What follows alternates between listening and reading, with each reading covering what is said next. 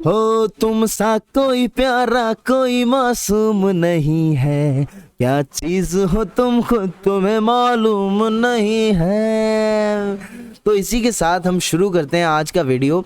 Topic है law of mass action. बड़ा छोटा सा टॉपिक है, पिद्दी सा है, जो केमिस्ट्री का है, ठीक है। सो अब क्या हो रहा है, देखो सिंपलीफाई करके मैं इसको बताता हूँ। ये आपके सामने एक इक्वेशन लिखी है, a प्लस बी, ये क्या हो गई, ये रिएक्टेंट्स हैं, इधर वाले प्रोडक्ट्स हो गए हमारे, c प्लस डी। अच्छा ये v1 क्या है, ये वेलोसिटी है रिएक्शन की जब ये फॉरवर्ड जा रही है, और जब रिएक्शन बैकवर्ड आती है तो उसकी जो वेलोसिटी हम लिखते हैं दैट विल बी v2, ठीक है। सो ये बेसिक इसका हमने क्या पायदान बना लिया कि हम इसके अराउंड बात करेंगे, ठीक है। Now what is law of mass action?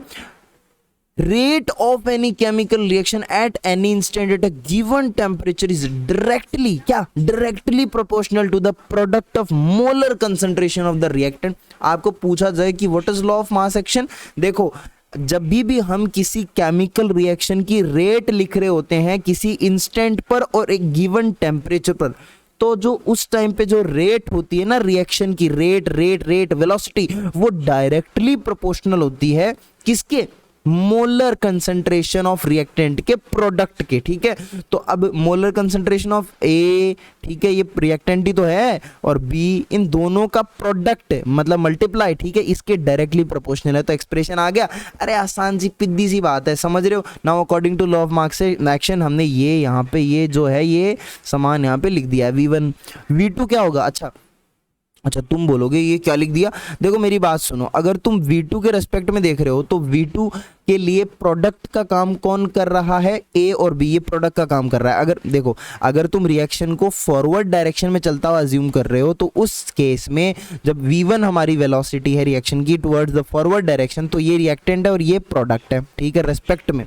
लेकिन अगर रिएक्शन V2 पीछे की तरफ बैकवर्ड चल रही है रिएक्शन, तो फिर ये रिएक्टेंट हो जाएगा और ये प्रोडक्ट हो जाएगा। तो इस तरीके से हमने दो एक्सप्रेशंस इसके लिख दिए हैं, ठीक है। तो यहाँ पर हमारे पास एक तरीके से इस टाइप का एक्सप्रेशन आएगा, और फिर उसके बाद में इस एक्सप्रेशन में हम इस k को घुसा देंगे। ये k क्या है, देख रहे हो ना, प्रोपोर्शनैलिटी को हटाने के लिए कांस्टेंट लगाना पड़ता है, तो यहाँ k1 लगा दिया, इस केस में यहाँ पे k2 लगा दिया जाएगा। और ये k1 k2 क्या है, प्रोपोर्शनैलिटी कांस्टेंट है रेस्पेक्टिव रिएक्शंस के। इक्विलिब्रियम पर लेकिन क्या होता है तुम्हें पता है ना, what happens at equilibrium, equilibrium पर rate of forward reaction is equal to rate of backward reaction. तो v1 v2 जब बराबर हो जाएंगे इक्विलिब्रियम पर, तो एक काम करो, इनको इक्वल इक्वेट कर दो, क्या आएगा, ये वाली इक्वेशन बनेगी। तो k1 upon k2 is equals to कुछ इस टाइप का एक्सप्रेशन हमारे पास निकल करके आएगा, and this whole thing will be equal to k। Now what is this k, capital K, it is the equilibrium constant और डिसोसिएशन कांस्टेंट, ये हो गया equilibrium constant. And what does k measure, it is the measure of chemical affinity of the reactant, है ना। k क्या होता है, chemical affinity का मेजर देता है, k is the measure of chemical affinity of the reactant. अगर आपका k ज्यादा होगा तो रिएक्शन जो है वो आगे की तरफ बढ़ने की ज्यादा टेंडेंसी शो करेगी, कहने का मतलब ज्यादा डिसोसिएशन होगा, मतलब रिएक्टेंट से प्रोडक्ट ज्यादा बनेगा, समझ रहे हो।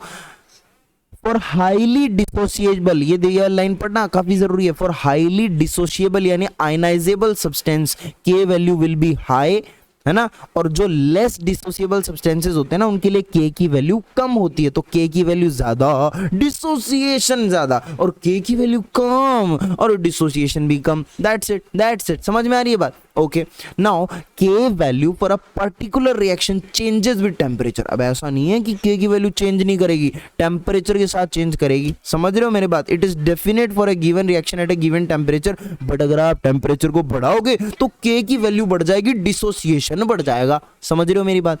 क्या इंपॉर्टेंस होता है लॉ ऑफ मास एक्शन का, बताओ, बोल दो आज तो, अरे पढ़ के ही बोल दो, शर्म नहीं आ रही। पहला पॉइंट क्या लिखा हुआ है, बोल। अरे basis of chemical reaction, it explains the basis of chemical reaction. एक बायोकेमिकल रिएक्शन किस तरीके से हो रही है उसकी रेट का प्रिडिक्शन करना, रेट के बारे में बताना, यही तो होता है लॉ ऑफ मास एक्शन, है ना। और यहाँ से हमें पीएच का कॉन्सेप्ट भी पता चलता है, पीएच का कॉन्सेप्ट वहां पर जब हम डेरिवेशन करते हैं तो यही काम आता है हमारे, ठीक है। Okay, dissociation of water, pH देखना, जब हम ये लोग पढ़ेंगे ना पीएच का, तब हम इस चीज को देखेंगे। अच्छा, तीसरा पॉइंट क्या है, it explains the solubility of sparingly soluble salt, जो सॉल्ट होते हैं, जैसे ये आपका सॉल्ट है ना, कैल्शियम फॉस्फेट है, इसकी देखो इस तरीके से ये टूटेगा। अब आप क्या करोगे, लॉ ऑफ मास एक्शन यहाँ पर लगाओगे, इस तरीके से आप इसको लिख लोगे, ठीक है। फिर आपके पास एंड में रिजल्ट क्या आएगा, इतनी कोई ज़रूरी बात नहीं है वैसे, लेकिन फिर भी मैं बता रहा हूँ, तुम सोचो, ज़रूरी बात नहीं है फिर भी बता रहा हूँ मैं, तो ध्यान मत देना इस चीज़ पे, ठीक है। If the value of calcium into phosphate, ये कैल्शियम इंटू फॉस्फेट क्या है, देखो समझ रहे हो। अब आप, मैं वापस वही चीज़ रिपीट नहीं करूँगा, ये एक्सप्रेशन कहाँ से आया, लॉ ऑफ मास एक्शन से, खुद निकाल के देखना कि कैसे आया, ठीक है। मेरी बात सुन रहे हो। तो अगर इसका जो प्रोडक्ट है इसकी वैल्यू या ना सॉल्यूशन लेस देन 40 हुई ना, लेस देन अगर 40 हुई, तो जो कैल्शियम फॉस्फेट है वो ज़्यादा डिसॉल्व होगा सॉल्यूशन में, और अगर ये value will be greater than 40 then calcium phosphate will be precipitated out of the solution. और ये 40 कहाँ से रेफरेंस ले रहे हैं, 40 यहाँ से आया जनाब, solubility product of calcium phosphate 40 होता है व्हेन कैल्शियम और phosphate are measured in mg percentage, milligram percent, जब इसको मेजर किया जाता है सॉल्युबिलिटी प्रोडक्ट इसका इतना होता है। तो अगर ये कैल्शियम और फॉस्फेट का जो प्रोडक्ट है दैट वो अगर 40 से कम आएगा तो सॉल्यूशन डिसॉल्व होगा, और अगर उससे ज़्यादा आएगा ना, सॉल्युबिलिटी प्रोडक्ट से ऊपर आएगा, तो वो चीज़ प्रिसिपिटेट हो जाती है जनाब, ठीक है। एंड एक और चीज, in case of hyperkalaemia and hyperphosphataemia the ionic concentration, hyperkalaemia और हाइपर, एक सेकेंड, एक तो होता है हाइपरकैलेमिया और एक होता है हाइपरकैल्सीमिया। तो ध्यान से सुनो, मैंने अभी बोलने में अभी एक बहुत बड़ी गलती करी, तुमने ऑब्जर्व किया, हाइपरकैलेमिया बोला मैंने, हाइपरकैल्सीमिया नहीं बोला, तो ये बात मत करना। हाइपरकैलेमिया मतलब कैल्शियम आयन की कंसंट्रेशन ज़्यादा होना, और हाइपरकैल्सीमिया मतलब कैल्शियम की कंसंट्रेशन ज़्यादा बढ़ जाना, ओके। और हाइपरफॉस्फेटीमिया मतलब फॉस्फेट आयन की कंसंट्रेशन बढ़ जाएगी। तो in these cases hyperphosphataemia and hyperkalaemia, calcium और फॉस्फेट का जो प्रोडक्ट, आयनिक प्रोडक्ट है, वो सॉल्युबिलिटी प्रोडक्ट यानी 40 से एक्सीड कर जाता है, जिसकी वजह से क्या होगा, 40 से एक्सीड करते क्या होता है, बोलो बोलो बोलो, अरे बैठ जाएगा ना नीचे, ये प्रेसिपिटेट हो जाएगा। मतलब कुछ तो शर्म करो, देख के बोल दिया करो, मेरे को आवाज़ नहीं आ रही है, बोलो। अच्छा ठीक है, सुन गया, हाँ आ रहा है मतलब समझ में। तो when they precipitate out and deposit in soft tissue, this is called metastatic calcification. अगर तुमसे कोई पूछ ले खड़ा करके, बोल क्या होता है मेटास्टैटिक कैल्सिफिकेशन, तो कहना कि ऐसे मत करना प्लीज, ठीक है। आप पहले सोचो, मेटास्टैटिक कैल्सिफिकेशन, कैल्सिफिकेशन कैल्शियम का डिपोजिशन होगा, है ना।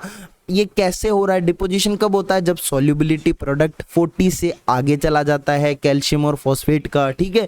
और इन केस ऑफ हाइपरकैलेमिया और हाइपरफॉस्फेटीमिया ये होता है हाइपरकैलेमिया, फिर से बोला देखो मैंने, हाइपरकैल्सीमिया है ये, ठीक है, ओके।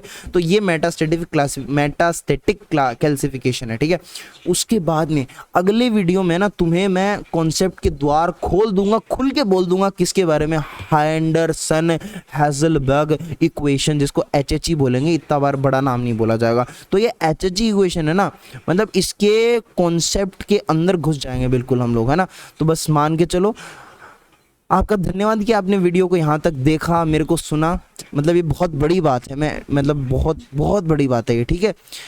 अब मिलता हूँ मैं नेक्स्ट वीडियो में, मिलूंगा, पक्की बात मिलूंगा अगले वीडियो में, ये नेक्स्ट टॉपिक करेंगे HHE।